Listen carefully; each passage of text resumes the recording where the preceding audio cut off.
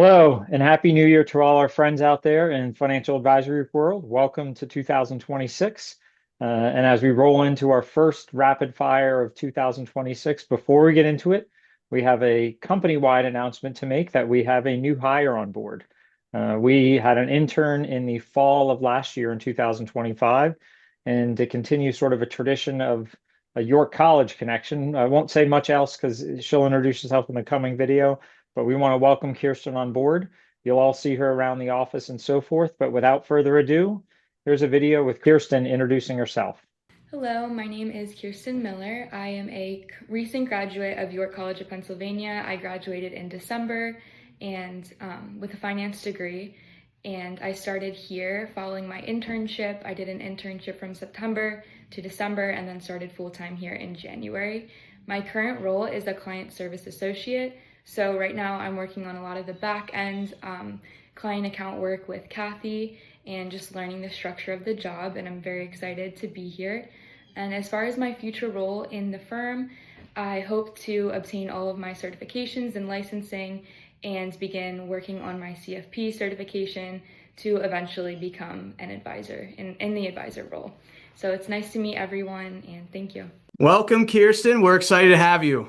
So like Keirsten said, she's going to be the client service associate, and we're looking forward to seeing her grow in the firm, and you'll probably see her around at some events and things, but feel free to stop in and say hi. For our video too, we have, another exciting rapid fire, and this start of 2026. So we got all new material. Yep.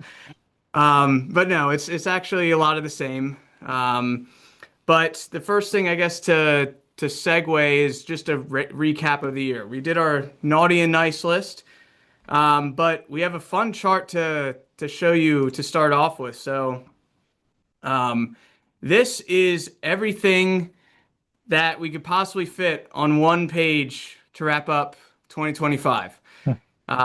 If you probably watched our video, I didn't watch it, full disclosure, but if you would go back and watch our January 2025 video, we probably said like, oh, we coming off two back-to-back amazing years. The likelihood of a third year, very unlikely. We probably say the same thing. So, but 2025 it threw us a lot of surprises. Obviously, there's a new president that came in and a whole new administration. And it's been a little bit of a roller coaster. So you can try to, read all this stuff. Feel free to pause the video or anything, but Yeah, you might need a while to read all that. exactly. But yeah, things like the tariffs, as you see, like the chart go down. A lot of these are headlines. Like if you read some that, the market went up, you'd think, how in the world did the market go up? You'd see some of the ones down here, like the economy growing at 2.5%. Really not bad. It's just the fact that the expectation was higher, so the market reacted negatively. But yeah, Damien, anything you want to add on this Yeah, crazy chart? I think it's, and Ben, you hit it. It's sort of with the content for 2026. A lot of times our content repeats itself because I think the more things change, the more they stay the same, right? We've talked about this to clients for years. The world's not getting any less noisy. It's only getting more noisy. And I think this chart is just noise. And the noisier the world gets, the harder it is sometimes to separate out, like, how could the market do well? And we'll get to that in a minute. Because even though it's this noisy, why did the market go up? We'll talk about that. But I think the hardest part of investing today, and one of our biggest jobs, is looking at what matters. And I think that sheet shows so many things that as humans affects us. We talked about this a lot last year, but the market sees through it and looks at things totally differently. And the warning I'd give for 2026 is it's not going to get quieter, right? The noise is just going to get louder. And we just need to make sure, us as a firm, that we do a good job of continuing to focus on what matters. But I think that would be my thought, Ben. Yeah, no, that's a good thought. It's definitely not getting quieter anytime No, soon. If no. anything, the media is getting smarter on how to get our attention, Amen. um, with short form videos now with TikTok, YouTube Shorts, Instagram Reels, all that stuff. And they don't So it's talk all too often about unicorns and rainbows. It doesn't seem like that, right? no, no. So we try to keep our videos a little more upbeat. But I guess another thing to talk about, which we've been talking about a lot, is the consumer too. We have a different chart to say the same thing every time, but it's just another perspective. It's the S&P. It's on cents, so it's the amount of revenue per worker. So one of the things we've been saying is the consumer's getting a little weaker, and that's usually looking at like their balance sheet. But it's also that they might be getting more more overworked. They might, being stretched as the employee, and you can see through all these different technological revolutions. That's pretty common. So like cloud services, the internet, through all of these, before everything gets built out, we don't know what jobs are going to be needed. So usually that worker gets a little stretched, which is where you have these two competing things. The corporate balance sheet's amazing, doing like growing, margins are expanding, but then you have these disgruntled workers that can't leave their job because the job market's not amazing. So yeah, just another kind of thing that we And I think is think it shows, important. Ben, it goes back to that noisy screen, right? The noise we continue, there's pressure on us as the middle class, the consumer, of we hear this negativity. Not only do you hear the negativity, but at work, right? What this shows is revenues are at all-time highs, which for companies is awesome. But they have less workers than they probably need, which for the company is excellent, right? It means our profitability is higher, right? If I'm paying less workers, I now have more money as profit, which who likes that? Mr. Market, right? Hence, something that's good for the market is not necessarily good for the average worker. We've heard more and more client interactions recently with workers being stressed, right? That wow, I'm being asked to do more than I have before. We all heard the story of, hey, my coworker John left. They didn't hire anybody to replace him. All they did was take John's work and spread it out. Well, that company's revenue didn't fall, right? The company's revenue stayed as is. They now have one less salary to pay. So their profit is wider, and now they're just expecting more from those workers. So what's great for the market puts more stress on us.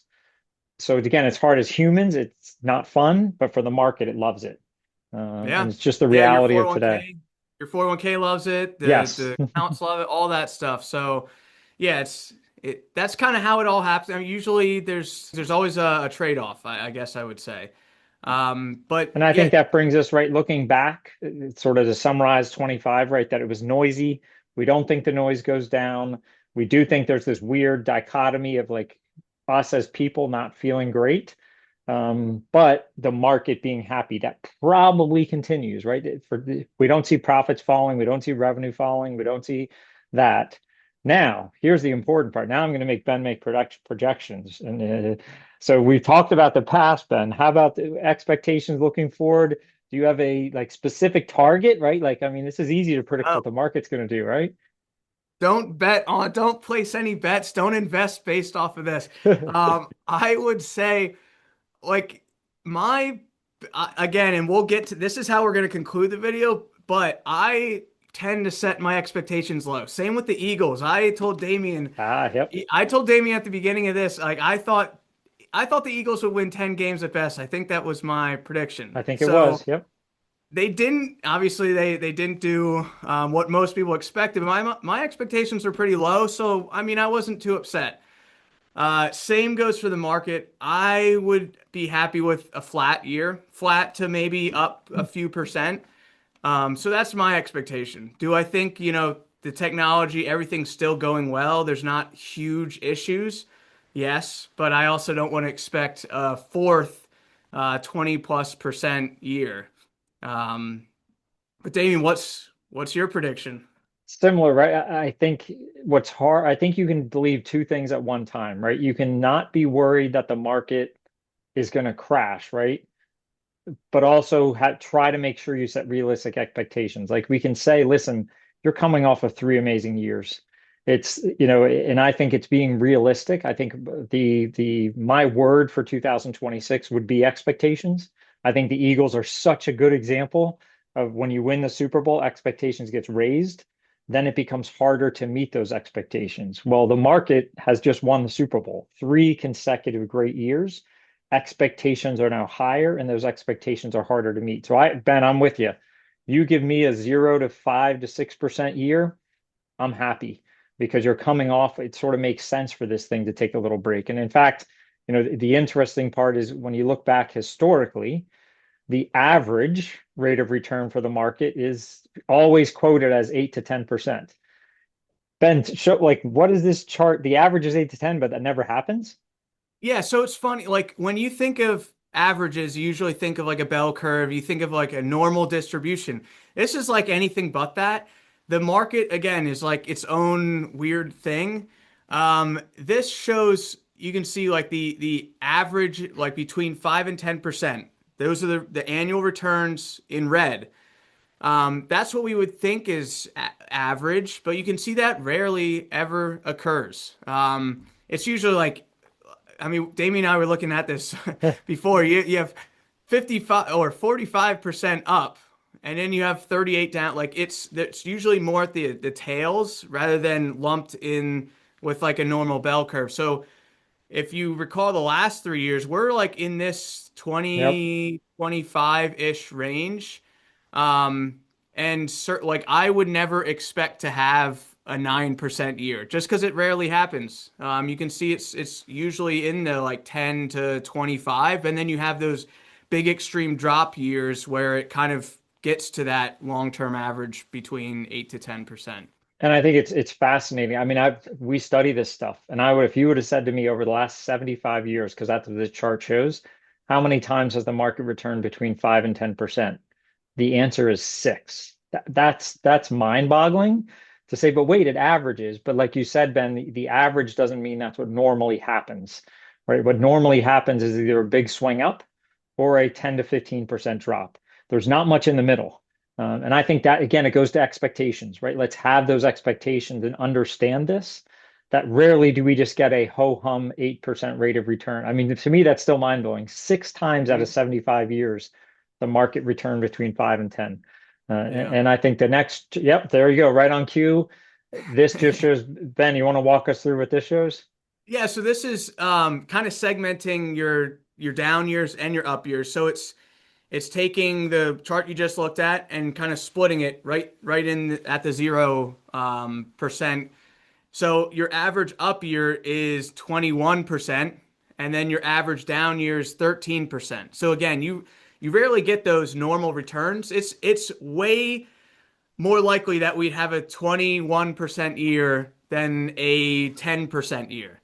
It's just kind of Yep, how the market is. And again, like we could have a negative 13% year. sure. Amy and I would probably say, hey, that's more normal than another, 10 plus percent return.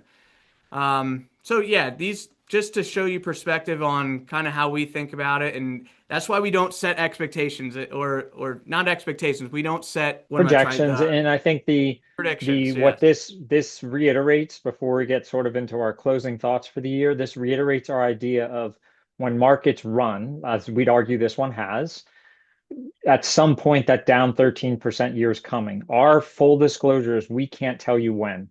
We don't think anyone can.